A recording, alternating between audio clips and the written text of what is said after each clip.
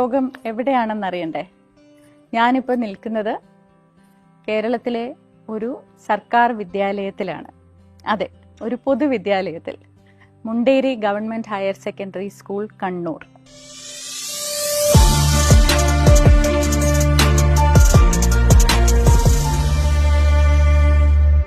പൊതുവിദ്യാഭ്യാസ യജ്ഞത്തിന്റെ ഭാഗമായി പുതുമാതൃകകൾ സൃഷ്ടിച്ചുകൊണ്ട്, ഇവിടെ യഥാർത്ഥത്തിൽ ഒരു ചരിത്രം സൃഷ്ടിച്ചുകൊണ്ട് എന്ന് വേണമെങ്കിൽ പറയുന്നതിൽ യാതൊരു അതിശയോക്തിയുമില്ല. കാരണം അത്ഭുതപ്പെടുത്തുന്ന സൗകര്യങ്ങളാണ് നമ്മുടെ 800 കുട്ടികൾക്കായി മുണ്ടേരി ഗവൺമെന്റ് ഹയർ സെക്കൻഡറി സ്കൂളിൽ 2017 മുദ്ര വിദ്യാഭ്യാസ സമിതിയുടെ നേതൃത്വത്തിലും ദീർഘവീക്ഷണത്തിലും ഉരുത്തിരിഞ്ഞു വന്ന ഒരു യാഥാർത്ഥ്യമാണ് ഇന്ന് Munderi government higher secondary school എന്നുള്ളത്.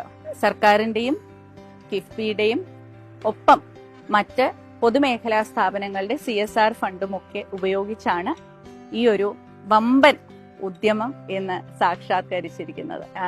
കഴിഞ്ഞ ആഴ്ച നമ്മുടെ ആദരണീയനായ വിദ്യാഭ്യാസ മന്ത്രി ശ്രീ വി ശിവൻകുട്ടി അവർ ഇവിടെ വന്ന് കിഫ്ബിയുടെ ഫണ്ടിങ്ങിലുള്ള ഒരു ന്യൂ ബ്ലോക്കിന്റെ കെട്ടിടോദ്ഘാടനം നടത്തിയിട്ടുണ്ടായിരുന്നു.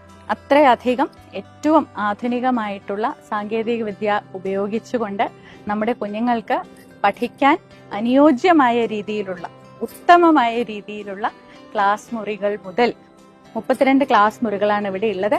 എല്ലാം സ്മാർട്ട് ക്ലാസ് റൂംസ് ആണ്. IFP പാനൽ ഉൾപ്പെടെയുള്ള അഴകേറിയ ക്ലാസ് മുറികളാണ് എന്ന് പറയാതിരിക്കാൻ വയ്യ.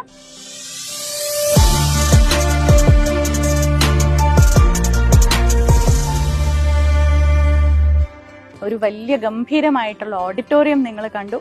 അതുകൂടാതെ വീഡിയോ കോൺഫറൻസിങ്ങിനായിട്ടുള്ള നൂതന സാങ്കേതിക വിദ്യകൾ ഉപയോഗിച്ചുകൊണ്ടുള്ള ഗംഭീരമായിട്ടുള്ള ഒരു കോൺഫറൻസിംഗ് ഹാൾ, ഒപ്പം കമ്പ്യൂട്ടർ ലാബും ഫിസിക്സ് ലാബും കെമിസ്ട്രി ലാബും ബോട്ടണി ലാബും ഒക്കെ എല്ലാം ഫുൾ ഫ്ലെഡ്ജ്ഡായി പൂർണ്ണ നിറവിൽ അവിടെ ഇങ്ങനെ കുട്ടികളെ ആകർഷിച്ചുകൊണ്ട് നിൽക്കുകയാണ്.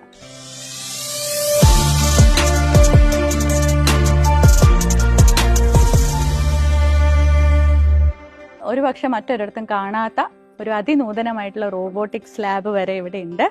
അപ്പോൾ സിലബസിലുള്ള കാര്യങ്ങൾ പഠിക്കുന്നതിന് പുറമെ കുട്ടികൾക്കുള്ള മറ്റ് പ്രാവീണ്യങ്ങൾ, മറ്റ് താല്പര്യങ്ങൾ, കലാ, കായിക, ശാസ്ത്ര വിനോദങ്ങൾ എന്തൊക്കെയാണുള്ളത് എന്നുള്ളത് കൂടി നോക്കിക്കണ്ടുകൊണ്ട് അതിനവരെ പ്രോത്സാഹിപ്പിക്കുവാൻ വേണ്ടുന്ന മറ്റ് സൗകര്യങ്ങളും ഇവിടെ ഉണ്ടെന്നാണ് നമുക്ക് മനസ്സിലാക്കാൻ സാധിക്കുന്നത്.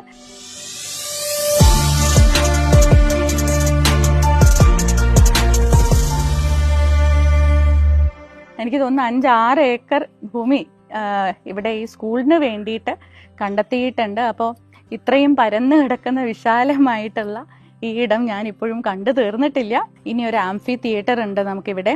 ഒപ്പം പ്രകൃതി സൗഹാർദ്ദമായിട്ടുള്ള രീതിയിലാണ് ഇത് നിർമ്മിച്ചിട്ടുള്ളത് എന്നുള്ളതാണ് മറ്റൊരു വലിയൊരു സവിശേഷത.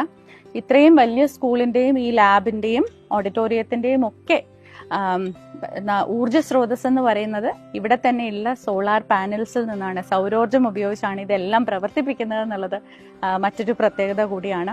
ഒരു biodiversity park, planetarium, football ground എന്നിങ്ങനെ പറയാൻ വിശേഷങ്ങൾ ഏറെയാണ്. ഇത് കേരളത്തിന്റെ പൊതുവിദ്യാഭ്യാസ യജ്ഞത്തിന്റെ ഒരു പുതിയ മാതൃക സൃഷ്ടിക്കുകയാണ്. The new Munderi model of education. അപ്പൊ ഇതെല്ലാം ഉണ്ടാക്കി വെച്ചാൽ മാത്രം മതിയോ എന്നുള്ള ഒരു ചോദ്യമായിരിക്കും അടുത്തത്.